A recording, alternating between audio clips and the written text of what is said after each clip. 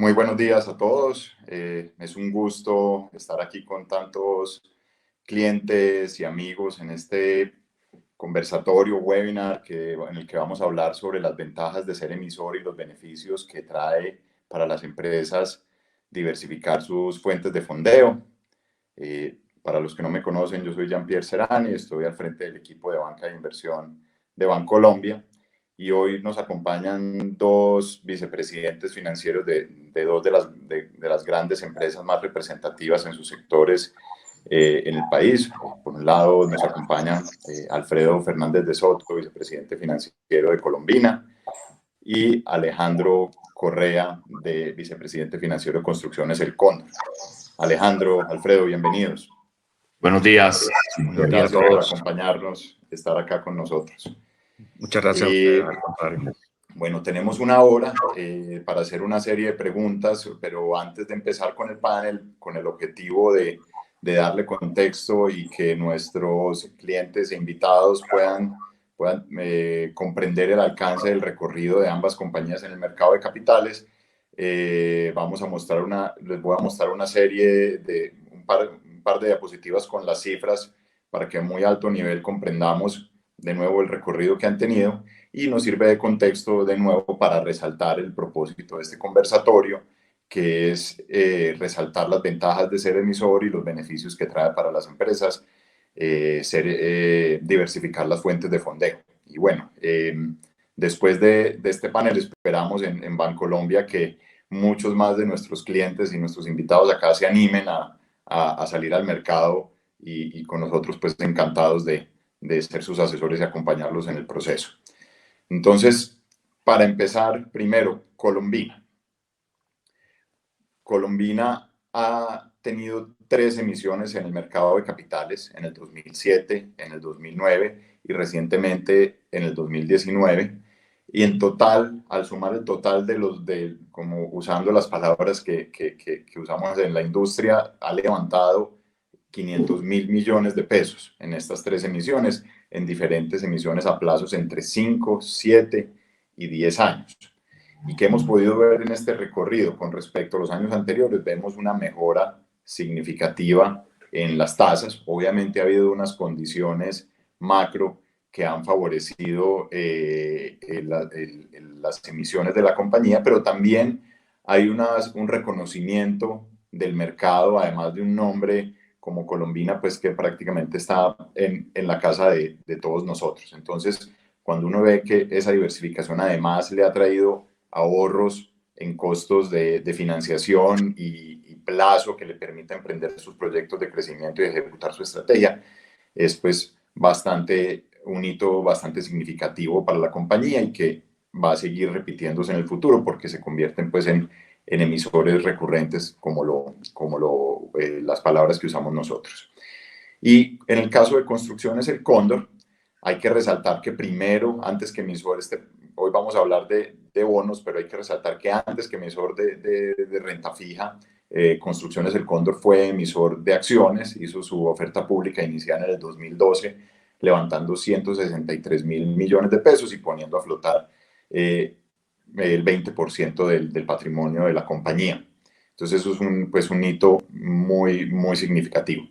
Pero en materia posteriormente, desde hace un par de años, empezamos el recorrido con el Cóndor en las emisiones de papeles comerciales y de bonos, y ya a la fecha hemos realizado 5 emisiones con un total de recursos levantados entre los recursos nuevos y las renovaciones que hemos hecho de 868.000 millones de pesos, que es una cifra muy significativa y especialmente en una industria intensiva en capital como lo es la de obras civiles. Como temas anecdóticos de eficiencias, recuerdo pues muy bien que hace en la primera emisión de papeles la optimización, para que este es un dato de esos importantes que ojalá se le quede a todos. Obviamente depende de las condiciones de mercado, pero en la primera emisión de papeles comerciales logramos con la compañía una optimización de 500 puntos básicos en el costo de financiamiento. Entonces, estas breves cifras que ustedes tienen acá les demuestra, digamos, lo importante que ha sido el mecanismo de mercado de capitales para la ejecución de la estrategia de ambas compañías Y ese es el propósito de este conversatorio, es que recorriendo la experiencia de Alejandro y de Alfredo se pueda ilustrar más los beneficios y que más clientes como ustedes que están aquí conectados se animen a participar. El formato es simple, voy a hacer una pregunta, voy a hacer preguntas para que cada uno de los dos la responda y en la mitad y en la medida que el tiempo nos vaya dando vamos a dejar al final un espacio para preguntas del público, ojalá se animen bastantes a preguntar. Obviamente no vamos a tener suficiente tiempo para contestar todas las preguntas aquí en vivo en el panel, pero esperamos que durante el transcurso de los próximos días podamos recopilar un documento con las preguntas y compartirlo con todos ustedes ya en un momento posterior. Entonces, sin más introducción, arrancamos. Y la primera pregunta que yo quiero hacerle a nuestros invitados es pues, muy básica, es cómo fue el proceso de las compañías para decidir ser emisores. ¿Fue complejo encontrar apoyo o tener eco en la junta directiva o en los accionistas para tomar la decisión de ser emisores? Entonces, empecemos por favor, Alfredo, y después le damos la palabra a Alejandro. Bueno, muchas gracias y nuevamente un saludo para todos. Para Colombina fue realmente sencillo. Nosotros empezamos con una labor a la Junta de Educativa. Les fuimos presentando las diversas salidas de los emisores, cómo salían, a qué plazos, condiciones.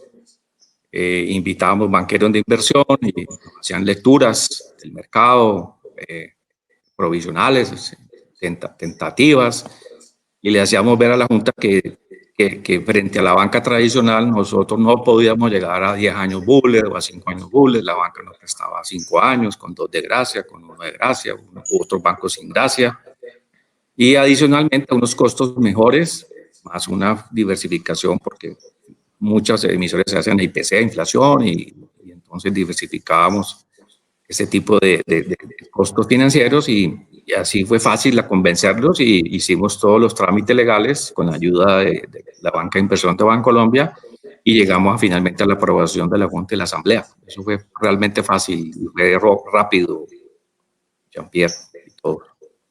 Muchas gracias. Okay. Alejandro. Nosotros, nuestra experiencia nació más de la necesidad que de la innovación como tal. Veníamos de un crecimiento muy exponencial en la compañía que nos arrojó el programa de cuarta generación de concesiones que se patrocinó en Colombia. Esta exposición al programa nos llevó a financiar los proyectos en el largo plazo y algunos de los tramos de financiamiento de esos proyectos eran tramos de corto y mediano plazo bancarios. Lo que nosotros no vimos en esta estrategia de crecimiento era, como le dice uno, el fondo al balde o el fin de la liquidez como tal de los bancos para nuestra industria y para nuestra empresa, toda vez que se expusieron tanto los bancos a esos proyectos que cuando fuimos a pedirles dinero prestado para capital de trabajo, que era histórico en nuestra compañía, llevamos 40 años administrando estos cupos de capital de trabajo, pues lo que pasa es que la banca nos dice, bueno, yo tengo un apetito de exposición máxima, tenía, por ejemplo, 100 pesos, de los 100 pesos usted invirtió 80 en los proyectos, en los tramos de corto plazo, por eso tengo que reducir los cupos a nivel de la empresa constructora que iba a empezar a hacer estas ejecuciones. Y ahí pues que la necesidad nos llevó a buscar estas fuentes de financiación alternas, que fue muy eficiente entrar a ellas porque teníamos un componente financiero muy fuerte dentro de nuestra junta que venía con experiencia en sus diferentes industrias de haber emitido y digamos que lograron darle un parte de tranquilidad a los socios controlantes de la empresa de que este era el camino que nos iba a ayudar a suplir esa falta de financiamiento que estamos encontrando porque habíamos utilizado toda la capacidad bancaria en los proyectos de largo plazo del programa de cuarta generación. Ok, y eso queda claro pues que en el caso del Cóndor el catalizador fue el programa de cuarta generación, Alfredo, en el caso de Colombina, ¿hubo algún catalizador en la estrategia que los llevara a tomar la decisión de ser emisores? Sí, básicamente nuestro crecimiento ha sido tradicionalmente orgánico y esos crecimientos son de rendimientos tardíos. Un equipo, una máquina en línea, un horno, una línea de dulces se trae y su utilización es a mediano plazo. Y entonces los créditos de la banca son a 5 años, con pocos periodos de gracia. Encontrábamos que con la emisión de bonos se asemejaba mucho más al perfil de nuestra recuperación de las inversiones y por eso, más que era atractivo en costos y diversificación, nos fuimos por la emisión de bonos que permitía ese acomodo, ese match entre proyectos y recuperación de las inversiones nuestras. Bueno, siguiente pregunta para los dos. Yo, pues en el largo recorrido que he tenido en banca de inversión, muchas veces nos encontramos con que cuando vamos a hacerle propuesta a los clientes para que se conviertan en emisores, siempre hay un trade-off, y es que nos dicen, bueno, ¿y cómo es el proceso? Entonces explicamos el proceso, si vamos a emitir en el mercado principal o si vamos a emitir en el segundo mercado, el tiempo que toma. Entonces siempre hay como un impacto inicial de los clientes, sobre todo que dicen, es que son unas semanas, tantas semanas, 14 semanas, y yo levanto el teléfono y puedo llamar a pedir un cupo en mi banco, y en un par de semanas pues tengo la aprobación y le doy para adelante. Pero ya habiendo ustedes recorrido ese camino, nosotros obviamente lo que pasa es que los clientes, ustedes han construido relaciones con los bancos no en semanas, sino en años. Entonces, si uno lo ve en términos relativos, pues unas 14 semanas, ojalá pues se pueda optimizar el proceso más con la bolsa y la super, pues es corto cuando uno ve, como decía Alejandro, 40 años construyendo relaciones con los bancos. Pero con ese contexto, y habiendo recorrido el proceso, ¿qué los ha sorprendido positivamente y qué dificultades encontraron en la construcción de la relación con el mercado de capitales a partir de su experiencia como emisores? Y ampliaría preguntándoles, a priori consideraban que habría algún proceso que fuera difícil y que después los sorprendió que no, ya habiendo recorrido el camino, que no era difícil o complejo, y que ya le pueden recomendar al resto de nuestros clientes que están acá de que, pues que no es tan asustador como parece. Alfredo, ¿arrancas o arranco? Listo, arranco. Bueno. No, para nosotros el proceso fue más fácil de lo que pensábamos. El mercado de capitales nos recibió muy bien, el mercado está buscando nuevos emisores, nosotros no somos altamente recurrentes. Entonces, lo que uno observa en los roadshows y en las visitas a los diferentes compradores de bonos es que están ávidos de nuevas empresas, no sean las mismas de siempre, sino que haya nuevas empresas, nuevas marcas, nuevos nombres. Y eso definitivamente lo valoran demasiado. Ellos ya están muy copados con sus portafolios tradicionales. Entonces hay un apetito muy grande, no lo disimulan, lo dicen. Necesitamos más nombres como Colombina, de manera que yo creo que la oportunidad para los que nos están escuchando es muy buena, es muy amplia. Hay empresas muy importantes en Colombia que podrían calificar perfectamente para eso. Los trámites son sencillos, la superintendencia es totalmente amigable, es un estilo de ayudar. La banca de inversión, obviamente, pues uno no se la sabe, la banca de inversión te guía de la mano, Bancolombia te guía, conocen bien con quién se habla, pues todas las citas, y en fin, y los trámites, la parte legal y todo eso. De manera que esos son trámites que se van haciendo sin ningún problema y realmente nosotros, en el caso de nosotros, no hubo ni siquiera que contratar gente o algo adicional para la nómina nuestra, no, lo hicimos con la ayuda del banco y punto. Y fue muy satisfactorio. Hay necesidad, estos emisores necesitan nuevas empresas, de manera que adelante todos con estos procesos. Sí, complementando, Pierre, lo que dice Alfredo, nosotros, y digamos, me devuelvo a este momento donde uno ve el futuro incierto, ve esta oportunidad, y recuerdo mucho de 3 paradigmas puntuales que teníamos en ese momento. Y completando lo que nos dice Alfredo, el primero era el paradigma de nunca habernos sometido a una calificación. Creo que uno es estándar que uno crea que nadie sabe más de su negocio que uno, y cómo voy a ir a donde un tercero a convencerlo de que este negocio es menos riesgoso, más riesgoso si él no lo conoce. Ese, digamos, que era un paradigma. El segundo paradigma era pensar que no éramos líquidos, que un nuevo emisor iba a ser como un bicho raro en un mercado totalmente lleno de emisores, que ahí es donde Alfredo nos dice, oiga, de verdad, y es parte de lo que rompió el paradigma, haber encontrado tanto apetito por nuevos emisores. Y el tercer paradigma es un tema de la exclusividad de la información.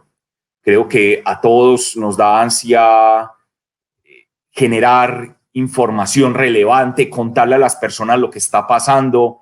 Es muy estándar que uno como tiene, antes de salir a estar en el mercado, uno tiene unos periodos muy largos de un año. Prácticamente nadie se entera de tus problemas y tus bondades hasta que cierras el año. Entonces este revolcón te planteaba, como les digo, tres paradigmas. Primero, la calificadora va a entender mi negocio. Segundo, la gente va a querer comprar mis activos y que voy a emitir. Y tercero, no estaré metiendo las patas revelando información, no le estaré dando información a mi competencia, no estaré, digamos, poniéndome un reflector en la empresa para que vengan y me revisen. Y es entendible pensar estas tres cosas, pero desde nuestra experiencia nos encontramos que eran, como todos los paradigmas, son ideas que uno tiene a veces muy rígidas, y cuando uno pasa te encuentras primero que la calificadora no solamente califica al Cóndor, a Colombina, califica millones de empresas en todo el mundo que hacen lo mismo que nosotros. Se vuelve hasta un aliado para una visión diferente desde el nivel de riesgos, que uno se acostumbra a manejar las empresas por riesgos, pero a veces es bueno oír lo que ve un tercero de nuestros balances y nuestra evolución. Entonces se vuelve más que un profesor y un examen que lo tengo que pasar, se vuelve antes un aliado. En el tema de liquidez, lo acabo de decir Alfredo ampliamente, el mercado está ávido de nuevos emisores, hay liquidez para todo, hay liquidez infinita para los mejores riesgos, pero nosotros, que somos el caso donde antes arrancamos con un excelente rating de liquidez y debido a situaciones nos lo quitaron, pues logramos en carne propia vivir lo que era la liquidez a unos menores niveles de riesgo y encontrar que también existe la liquidez. Entonces, por ese lado, pues no hemos visto ninguna restricción. Y por último, la revelación de información, yo creo que es un tema estándar en el mundo. La transparencia está tomándose el mundo, y creo que son prácticas de confiarse en lo que uno tiene, en que la gente entiende que estos procesos toman a veces tiempo, los problemas toman tiempo en resolverlos, pero no hay ningún issue con ocultarlos o con no mostrarlos al mercado, puesto que al otro lado normalmente los inversores son empresarios, son personas que conocen los dilemas de sacar un negocio adelante, y la calificadora lo traduce a palabras entendibles para todo el mercado. Entonces, pues mi recomendación global es quítense esos dilemas, quítense esos miedos que son más infundidos por el desconocimiento, y adelante, que hay apetito y hay mucha demanda de dinero por buscar nuevas soluciones. Gracias, Alejo. Voy a hacer aquí un paréntesis de una pregunta que creo que es importante que yo haga una referencia acá para seguir dando contexto. Es una pregunta que nos hace Mónica Isaacs. Es básicamente cuánto tiempo les toma el proceso, tanto interno como con las calificadoras. Y yo voy a contestarle eso a Mónica.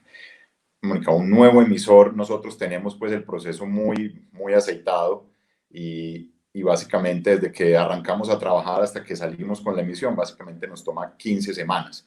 Eso tiene un proceso de preparación de la información, alistamiento pues de la información y la compañía, preparación de los documentos que se hacen, que se presentan, el filing que llamamos ante la superfinanciera, el avance con las calificadoras y el roadshow con los potenciales inversionistas. 15 semanas en el mercado principal. Si hacemos emisiones en el mercado privado o segundo mercado, que ya son más dirigidas y solo dirigido a inversionistas profesionales, el tiempo se puede reducir más o menos a la mitad. Ahí hay ahorita hablamos un poco cuando contemos la experiencia del Cóndor, y ahí los requerimientos son menores.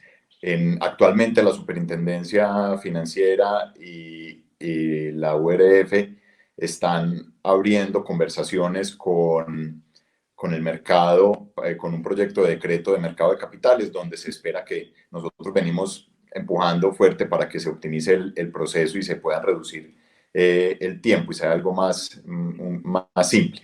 Está ese proceso, pero básicamente los estándares son 15 semanas para el mercado principal y la mitad de tiempo, 7, 8 semanas para el segundo mercado. Bueno, habiendo dicho eso, ¿consideran ustedes que al haberse convertido en emisores les ha permitido diferenciarse frente a la competencia? ¿Les ha permitido acelerar la ejecución de su estrategia de largo plazo como compañías? Y por favor, si nos dan a nosotros aquí en el público ejemplos concretos. ¿Quién arranca, Alejandro? Adelante. Démosle a Alejandro primero esta y volvemos a cambiar. Bueno, Pierre, mira, en nuestro sector pudiera marcar la competencia como la capacidad que yo tengo de tener ahorros y trasladarlos a una oferta que presento al Estado si es una oferta, una licitación pública, a un privado si es una licitación privada. Entonces, debido a la caída de calificación que tuvimos hace por ahí un año larguito, y a que las emisiones iniciales fueron posteriores a la cuarta generación de concesiones, no hemos podido alimentar estas ofertas o la competencia como tal con un menor costo de financiamiento, por lo tal poder decir que somos más competitivos a nivel de poner ofertas. Estamos trabajando actualmente en desapalancar fuertemente la compañía. Esperamos que eso nos ayude a mejorar un poco la calificación. Ese mejoría en la calificación se vea traducido un menor costo y que todo esto pase previo a lo que hemos conocido como la quinta generación de concesiones, que son los proyectos que se van a licitar durante el 2020, el año 2021. Ese sería, digamos, una forma tangible y clara de medir cómo la calificación, al bajar nuestro costo, como decías ahorita, 500 puntos básicos, puede volvernos más competitivos para licitar más fuerte esas concesiones. No obstante eso, ahorita les hablaba de la falta de recursos para el sector y el alto apalancamiento que conlleva este sector. Entonces, al margen de que podamos tener un ahorro, de que tengamos mejor calificación o no, de todas formas el hecho de contar con recursos líquidos, de ver demanda y oferta de títulos aún a estos niveles de financiamiento, de riesgo, nos da mucha tranquilidad para exponernos al programa de quinta generación y saber, si no somos capaces de bajar nuestra calificación y llevar eso a una competencia más fuerte vía precio, vía menos costo de financiamiento, por lo menos que vamos a tener los recursos, que eso es lo más importante, porque nuestra industria pues, es de alto retorno y aún a estos niveles de financiamiento, que son parecidos a los de la banca, logramos acceder a estos trabajos. Ok, gracias. Alfredo. Pues en el caso de Colombina, yo creo que pues estamos a tono hay dos competidores con bonos, que son Nutresa y Alpina. Dijéramos que frente a esas compañías tenemos estándares iguales, en el sentido que tenemos un gobierno corporativo, tenemos una calificación, definitivamente la transparencia en la información relevante y esas cosas, el conocimiento profundo y los riesgos del negocio, pues hace que tengamos una percepción muy clara frente a los riesgos de las bancas comerciales y nos da un punto adicional en ese sentido. Entonces, digamos que frente a la competencia grande de emisora, hoy en día estamos iguales en estas tres. Y claro, frente a competidores de alimentos más pequeños que no tienen estas emisiones, obviamente sí hay una ventaja competitiva de nosotros los emisores, porque tenemos los plazos, tenemos un mejor nivel de conocimiento frente a los riesgos de la banca, ellos conocen, revisan el informe de la calificadora, si la mantuvieron, si bajó, si subió, si la perspectiva es mejor o no es mejor. Entonces, definitivamente, al haber un conocimiento mucho más profundo y detallado, pues eso facilita las relaciones comerciales con los diferentes fuentes de financiación. Okay. Alfredo, mencionaste ahora gobierno corporativo. Entonces, pues es una premisa para ser emisores tener buenas prácticas de gobierno corporativo, además de las que se de las que se exigen pues, para poder ser emisor. Pero más allá, obviamente, muchas de las compañías con las que están aquí conectadas, buena parte de ellas son compañías todavía con una estructura familiar, grandes, pero con una estructura de propiedad familiar. Entonces, me gustaría que le contáramos aquí a todos nuestros invitados pues, de los beneficios que trae adoptar buenas prácticas de gobierno corporativo, no solo con el propósito de ser emisor, sino pensando en todas las ventajas que trae para la ejecución de la estrategia y la sostenibilidad futura de la compañía. Así es. Bueno, claro que Colombina es 100% compañía familiar también, es de Vallecaucano, 100% de la familia Caicedo, o sea, no es netamente familiar son acciones heredadas, pues, o sea, eso es una compañía como todas las que han nacido en este país. Pero definitivamente lograr esa cultura en la junta directiva, en los accionistas, de transparencia, de profesionalismo, de tener una relación muy clara en la administración, muy profesional con la administración. Definitivamente esos principios hacen que haya un mayor entendimiento y definitivamente es un elemento clave tan importante como la calificación. Es también tan importante tener una claridad en esa estructura corporativa, en ese gobierno corporativo, que se le puedan transmitir ustedes al mercado, a los compradores de bonos, de que en esa compañía, en esa cultura organizacional de las compañías que nos están escuchando, definitivamente se maneja de una manera profesional, la junta directiva tiene todos los principios, no se maneja como chuzo, no se maneja pues con prácticas de gobierno no adecuadas, todo el tema de cumplimiento, todo el tema obviamente de ética, líneas de ética, todo el tema reputacional, todo el tema ambiental, tienen que avanzar en esos temas ambientales, sobre todo hoy en día, tener claridad en esas materias, en fin, de manera que es clave, pero dijéramos que las juntas directivas entienden que es la manera de manejar sus compañías y que pueda pasar a otra generación. Pierre, completando lo que nos dice Alfredo, yo creo que es como un balancín. Es el gobierno corporativo es el contrapeso que le pone a las empresas familiares para nivelarlas un poco a lo que es una empresa común y corriente, no liderada por un solo dueño. Y esto cada vez tiene más relevancia en la medida que uno va creciendo y va demandando nuevos gerentes, nuevos miembros de junta, es donde se da cuenta la relevancia tan grande que tiene este set de reglas, de este marco de referencia estándar que se ha venido creando en los últimos 20, 30 años en todo el mundo. Porque en la medida que las empresas se acercan más o se inclinan más a ese lado de empresas familiares, de one man show, yo tomo todas las decisiones, yo soy el dueño y aquí hago lo que yo quiera, pues empiezas a tener un déficit que no te permite traer talento humano, no te permite financiarte bien y no te permite pues, empezar a evolucionar la empresa hacia el crecimiento y hacia pues, puede ser una empresa ya de generaciones y de como que dure muchos años. Unas preguntas gracias, Alejo. Unas preguntas muy interesantes que nos hace David Castro. Si no estoy en los rangos de calificación A hacia arriba, ¿creen que vale la pena hacer la emisión en términos de tasa de interés?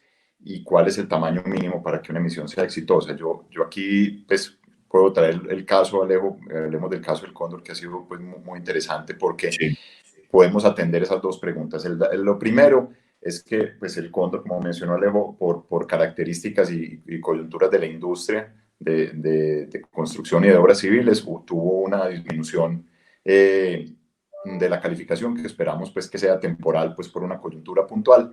Y las últimas emisiones las hicimos siendo A-. Y sí, hay mercado para compañías A-.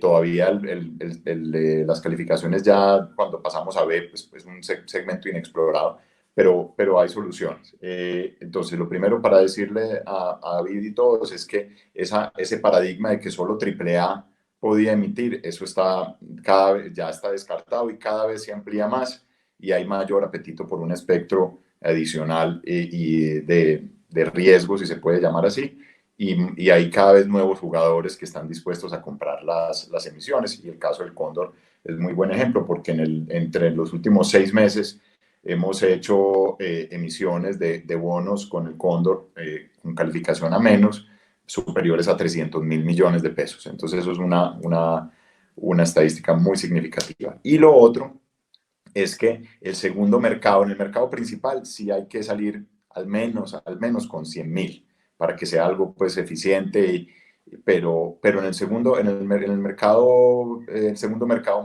privado, que uno puede hacer emisiones dirigidas, pues la última emisión que hicimos con el Cóndor fue de 36.500, que le hicimos en febrero de este año.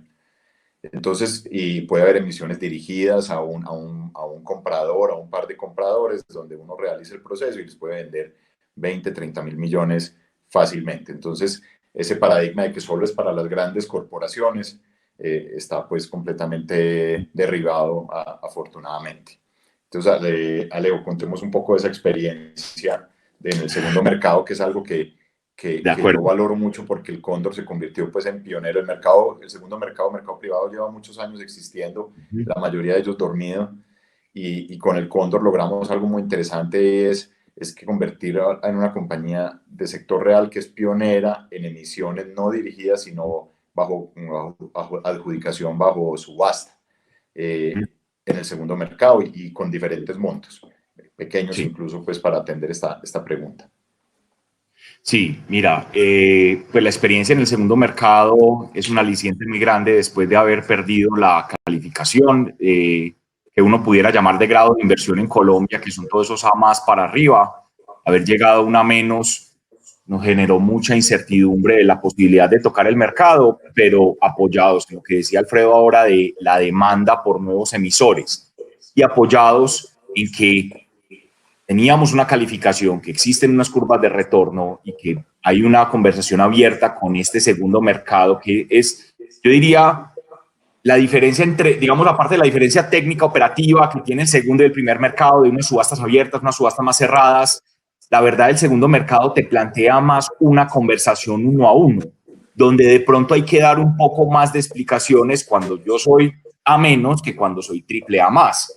Entonces, es darle la tranquilidad a David que en esos rangos de baja calificación no es que no se coloquen los bonos, simplemente hay que resaltar la calificación como tal. ¿Qué dice la calificación? Es muy interesante ir a la técnica de la literalidad de las calificaciones, cómo las calificaciones bajas en Colombia no denotan riesgo de quiebra, denotan es un riesgo de poder desapalancarse a futuro, de pronto una sobreexposición de liquidez, pero que está siendo controlada. Entonces, en la medida que uno lleva estos casos puntuales que denotan una calificación baja, lo lleva a una persona que tiene una demanda por comprar bonos, pues se logran hacer negocios. Ahora, hay un tema positivo detrás de todo esto, que yo lo veo también a nivel de la iliquidez de nuestra acción en el mercado de acciones, y es que estos títulos, en la medida que son menos comprados por el público, menos transados en la bolsa, son un poco menos volátiles. ¿Qué quiere decir? Pues finalmente el precio del activo, cuando es comprado por un inversionista, no marca tanto precio como si marca un AAA o un AA más, que se mueve, y que si la bolsa se cayó un 20%, tu portafolio se cae un 20%. Entonces, en temas de distribución de activos, se empieza a considerar en estas teorías tener algo de activos que no son tan líquidos, algunos activos, digamos, no listados, que no son los que estamos hablando en esta llamada, pero son otros activos que son más de compra directa. Pero es también agradable tener eso, porque ante los movimientos tan agresivos que estamos teniendo en el mercado, estos activos de alta riesgo o de altas calificaciones, al no transar precio todos los días, al no tener tantas fijaciones de precio, se mantienen relativamente estables en los portafolios. Entonces hemos encontrado que de verdad hay un apetito serio por comprar este nivel de activos, y que en la medida que seamos más emisores emitiendo a las altos, digamos a los niveles de más riesgo, pues vamos a poder crear, como quien dice, el mercado de activos de alto riesgo a través primero del segundo mercado y posteriormente algún día en premercado primario. Hay algo, y con lo que menciona Alejandro, y también en una pregunta, atendiendo una pregunta de Jaime Eduardo Gómez de cómo pues, lograr un mínimo rating de A+, de AA+. Esto, lo primero, Jaime, es decirte que no es el mínimo. Ya el caso pues, del Cóndor, emitiendo A-, pues demuestra que se puede emitir con calificaciones inferiores de forma exitosa. Pero si por estrategia, si porque se decide subir a hacerlo en el mercado principal y llegar a un rango de inversionistas mucho más amplio, si por alguna circunstancia uno necesita subir la calificación, pues hay mecanismos y lo hemos explorado en el pasado con otros clientes. Este año hicimos la emisión del Banco Mundo Mujer y le dimos una garantía parcial en el banco para hacerle lo que se llama un credit enhancement, una mejora crediticia, y logramos pasar de una calificación de AA-, que era la que tenía el banco, a AA+, y salimos al mercado principal. Entonces, pues hay mecanismos. En el caso de ellos, por ser un banco, era pues valioso mejorar la calificación y de pues, mucha importancia estratégica de cara a la emisión. Entonces, pues hay mecanismos más allá de la gestión del balance que tenga la compañía pues, emisora, pues también hay ayudas externas que uno puede utilizar para mejorar la calificación y que la emisión sea exitosa. Bueno, Pierre, si me dejas ahí completar lo que acabas de decir, yo creo que es muy parecido a lo que hacemos cuando uno está negociando con un banco. Y el banco seguramente tiene un rating que en la primera conversación te dio bajo y a la siguiente reunión te sentas con el banco y te dice, no, venga, yo voy a necesitar una garantía, es que voy a necesitar este colateral. Finalmente uno puede hacer lo mismo. Lo que pasa es que en el banco es más una conversación, acá es más desde el diseño de una estructura que normalmente uno somete una calificación oculta, la calificación oculta le dice dónde va esa estructura y uno le va ensamblando más partes para lograr llegar a su objetivo de calificación. Perfecto. Alejo, ahora que mencionas los bancos, esto creo que es una buena pregunta, y es, con el recorrido que han tenido ya como emisores, a partir de ser emisores, ¿cómo ha cambiado su relacionamiento con los bancos y con los otros grupos de interés? O sea, eso ya es un sello, lo que hablábamos ahora, ser emisor es un sello de calidad, de buenas prácticas de gobierno corporativo, de rigor en la administración de la compañía. Entonces, ese hito de convertirse en emisores, ¿cómo ha cambiado la relación con los bancos y grupos de interés? Y saber que, y de nuevo, no solo por ser emisores ya en el pasado, sino porque cómo los ven que pueden volver a ser emisores, entonces pueden diversificar las fuentes de fondeo. Perfecto. Definitivamente cambia el mundo con una emisión. Definitivamente la banca te mira de una manera diferente. Finalmente es competencia para ellos. En el caso nuestro, que es sustitución, el uso de la emisión de bonos para sustituir deuda financiera, obviamente lo ven como una competencia. Y al verte con que hay otras fuentes de financiación, el lenguaje cambia. Obviamente los cupos se liberan, la utilización de los cupos con la banca tradicional se disminuye o se baja a cero si es el caso, y eso te permite, casi siempre te permite renegociar con la banca comercial la deuda que queda, lo que no le vas a prepagar.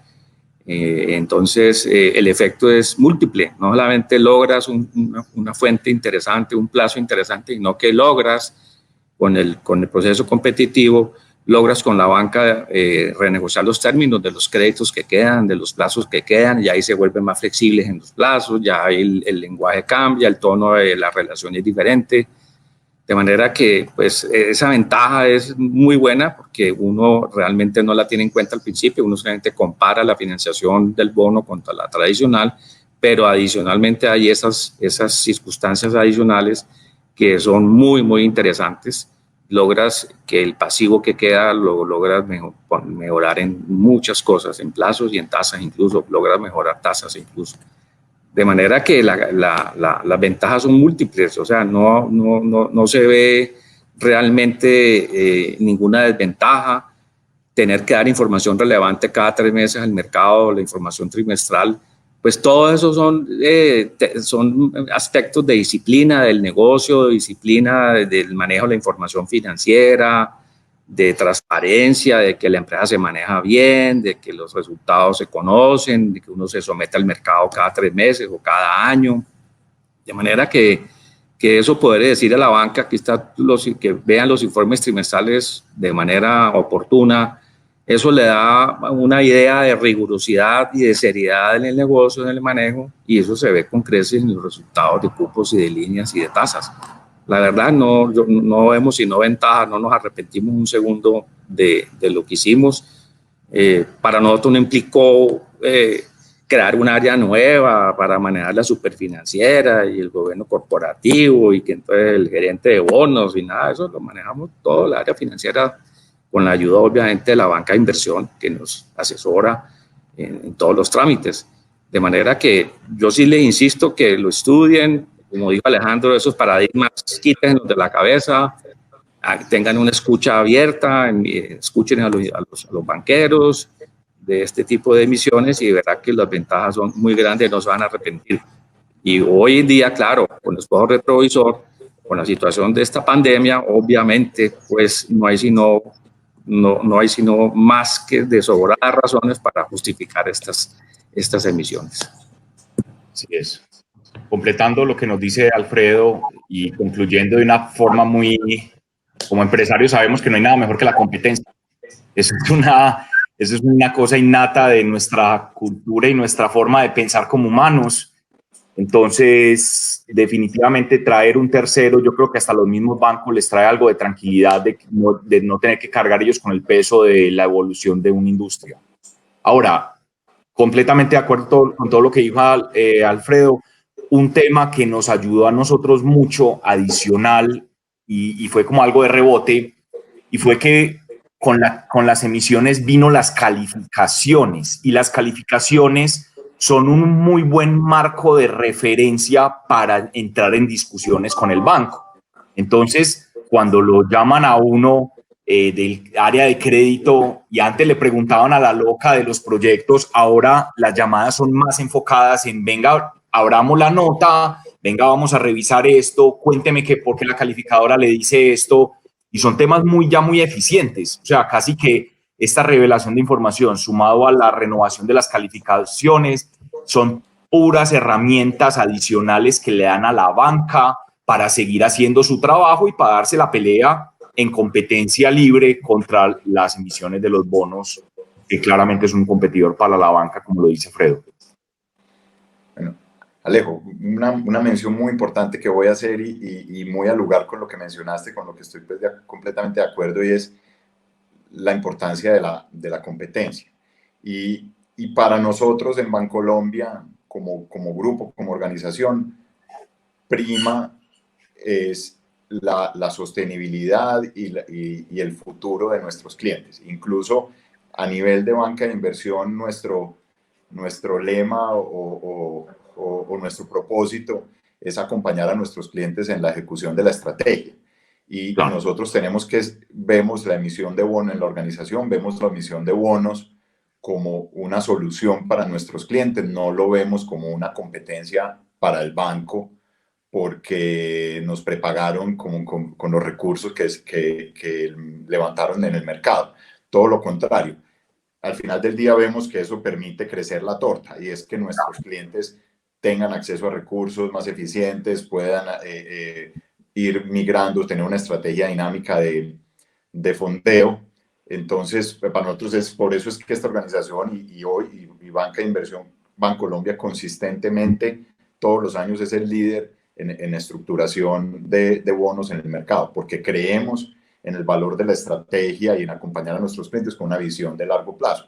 Nosotros sabemos que eso no implica que los clientes dejen de solicitar crédito, cambiarán las líneas que necesita o ya se fondean, tienen un fondeo estructural en bonos, pero por otro lado estamos haciendo el leasing o renting sobre vehículos o sobre equipos o les estamos dando capital de trabajo y todos los servicios financieros adicionales. Entonces lo vemos afortunadamente como una relación global y bueno, encantados también de estos casos de éxito para nosotros, pues nos motivan a seguir adelante y precisamente el propósito de este panel es, como ustedes y lo hemos mencionado, es que más de nuestros clientes se animen. Y como decía Alfredo, pues esta coyuntura lo único que ha mostrado es la importancia de diversificar las fuentes de fondeo y otra cosa muy importante es que cada vez el mercado se va a desarrollar más, hay más jugadores en la compra, no pensemos solo en los fondos de pensiones, que es como en el imaginario, siempre están los fondos de pensiones, sino que hay una serie de jugadores, los fondos de money market, de las firmas comisionistas, de las fiduciarias, se está desarrollando poco a poco una serie de jugadores nuevos que vienen de fondos de deuda. Entonces cada vez vamos, y el retail en Colombia, el ahorro de las personas es bastante significativo en estas emisiones. Entonces, eso es un punto a resaltar también en lo que mencionaba Alejo. Y aprovechando, Alejo, aquí una pregunta interesante de Nicolás Quiseno, se la hago dirigida a Alejo porque digamos, el sector de alimentos es un sector mucho más fácil de comprender desde el punto de vista de la demanda, la producción y la satisfacción de esa demanda. Pero en el caso de obras civiles tiene dos frentes, el frente de contratos de obra y el frente pues, de inversión en concesiones. Entonces nos pregunta Nicolás Quiseno, ¿cuál es la percepción de riesgo de los inversionistas del mercado en sectores no tradicionales? Así tengan buena calificación. Entonces, no es que obras civiles no sea tradicional, sino que es más complejo de explicar que el de alimentos. Entonces, para responderle a Nicolás esa pregunta. A ver, yo creo que la complejidad no es mucha, toda vez que si bien es un sector no tradicional en Colombia, es una estructura muy tradicional mundialmente. O sea, activos como concesiones de infraestructuras hay por todo el mundo y digamos que ha llegado hasta un punto donde en los portafolios de inversión, en los asset allocation que hacen de estos grandes portafolios de inversión, empiezan a recomendar esa inversión en infraestructura, lo que llaman non-listed, que es esas concesiones directamente, la inversión en concesiones de infraestructura. Entonces, pues el mensaje es, mientras que no estemos al frente de un caso, llámese los inicios, digamos, de Rappi, que era una forma de ver un negocio de pronto tradicional, pero una forma muy rara que no existía en el mundo y eso evolucionó lo que vimos, lo mismo un Facebook, lo vimos un Uber. Esas industrias ya tan nuevas de pronto podrían tener algo de complejidad. Pero en las industrias que tenemos en Colombia y en las que nos llamamos no tradicionales, normalmente son industrias que han sido muy desarrolladas en otras partes del mundo. Y tenemos un tema muy bacano detrás de estos bonos, y es que las teorías que lo rigen, el conocimiento, digamos los estudios grandes, los papers se han desarrollado en todo lo que líderes de Estados Unidos en este tema de desarrollo. Entonces, uno diría, mientras que yo me pueda encasillar en algo que ya existe en otra parte, la explicación es relativamente sencilla. Ahora, dicho esto, nuestro negocio sí tiene particularidades únicas de Colombia. Si bien podemos decir es que nosotros invertimos en concesiones de infraestructura y eso hay en todo el mundo, la verdad es que Colombia, al ser un país en desarrollo, se tiene que alejar un poco de ese modelo internacional que existe y que de pronto es ultra cargado de riesgos al público, o sea, al Estado, y empieza a dejar algunos riesgos en cabeza del privado, mitigado la mayor cantidad de ellos, pero deja algo. Entonces ahí en ese espacio es que encuentras una suficiente, digamos, material para rayar una cancha con el inversionista que le estás vendiendo el bono, pero de todas formas, para el caso colombiano hay que hacerle algunas rayitas diferentes a esa cancha, explicando, vea, es que aquí, como el gobierno, digamos, por ejemplo, la liquidación, el gobierno colombiano no tiene la capacidad económica de que si un proyecto fracasa, ir a pagarlo de una. Los contratos de concesión tienen unos plazos de pago, mientras que es estándar que el gobierno inmediatamente paga en el resto del mundo. Entonces es llevarlo por esas particularidades que son mínimas y que en gran medida cuando hacemos financiaciones, ya sea del Cóndor y ya sea de los proyectos, intentamos también ajustarnos a esas estructuraciones internacionales, porque esto es algo, digamos, del know-how de emitir. Es muy bueno, tienes un margen de maniobra para explicar tu negocio, pero tienes media hora para explicarlo. Tu inversionista te va a atender, te da media hora, máximo una hora, pues si es un fondo de pensiones, y el emisor aguanta. Pero tenés que ser muy eficiente, porque en esa media hora tenés que muy rápidamente decirle, vea, esto es lo mismo que usted ve en todo el mundo que se llama tal cosa. Listo. Ahora, escoja eso, sepárele y cámbiele estas 3 cosas y esto es lo que yo le vengo a ofrecer. Y me baso en la calificadora. Entonces, es ese proceso de venta que se vuelve un poquitico particular para el caso de Colombia, pero que le puedo dar la tranquilidad a todos de que hay suficiente literatura y hay suficiente conocimiento desde la parte de los asesores financieros como desde la parte de los compradores sobre la inversión en temas no tradicionales de nuestra economía. Ok, gracias, Leo. Hemos hablado un par de veces de paradigmas y yo, pues por experiencia personal en este recorrido de muchos años de haber presentado propuestas de mercado de capitales para que las compañías se conviertan en emisores. Hay uno que ya ustedes discutieron un poco, pero me gustaría que profundizáramos más. Arranquemos, Alfredo, por comentar sobre esa preocupación que siempre, cuando nosotros atendemos todas las preguntas, al final siempre queda una que nos hacen y sentimos que pesa mucho, y es la preocupación de compartir información con la competencia, con el mercado, temas de privacidad de las familias. ¿Qué le puedes decir a nuestros invitados sobre eso? Porque ese es uno de esos temas que sale siempre en cada reunión cuando vamos a presentar una propuesta a un nuevo emisor. No, para nosotros es claro que los elementos competitivos de Colombina no están en los estados financieros, no está en la divulgación clara de los riesgos, no está claro de que cuánto pesa dulcería, cuánto pesa chocolates, cuánto pesa eso, ahí no, si fuera por eso, pues no seríamos los reyes pues, del mercado, no habría nada, que cuánto pesa el canal de distribución X o Y o Z versus otro. Eso realmente hoy en día no son elementos diferenciadores de competitividad. Ese tipo de aspectos realmente no hacen la diferencia hoy en día. La competitividad se da por otras razones, mucho más diferentes, mucho más profundas que esa información que se revela. Yo no creo que es por allí sea. Eso lo logramos hace muchos años, convencer a la junta directiva de que por ahí no era. Si esa era la clave, pues, de que no hubiera información, entonces, ¿cómo hacían estas compañías americanas, las 500, donde revelan toda información relevante y son altamente competitivas? Entonces, no, nosotros logramos ese paradigma hace mucho tiempo y realmente por ahí no es la cosa. Por ahí no es que competimos, para nada. Eso no es la diferencia. Gracias. Alejo. Totalmente de acuerdo, creo que lo dijo muy claramente Alfredo. Si usted compite por su balance, o sea, si lo que le da trabajo a usted es su balance, está jodido. Empiece porque eso está público para todas las empresas.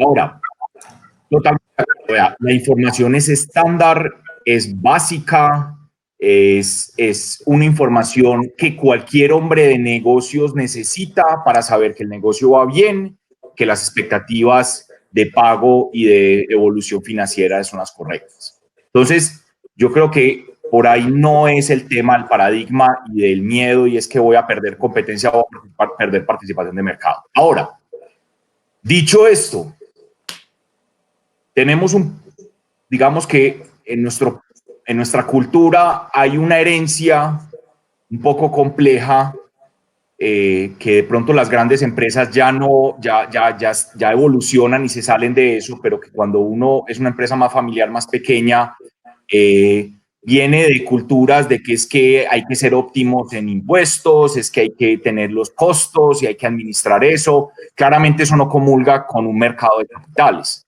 porque es que si usted tiene que esconder cifras, si usted gana bajando sus impuestos, usted está llevado. O sea, esa empresa está condenada a desaparecer. Entonces, creo que hay gran parte del paradigma nazi.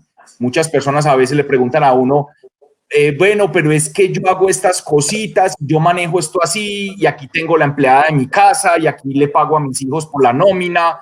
Lo primero que tiene que decir esa persona, vea, ¿sabe qué?